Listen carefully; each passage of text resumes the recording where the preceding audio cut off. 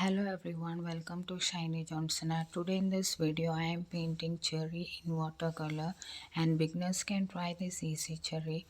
So let's paint cherries today.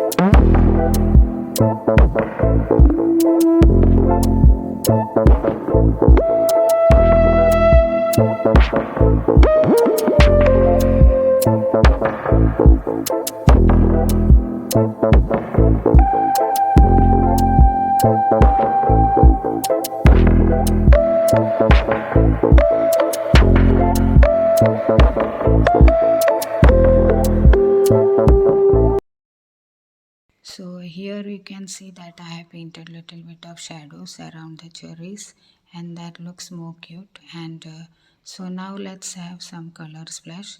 So some color splashes around, and now we have to paint the center of the cherry flower.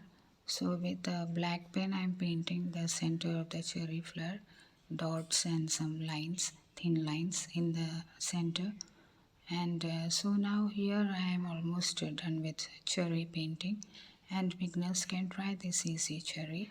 And I hope you enjoyed the video, and if you found this video helpful, please like, subscribe to my channel.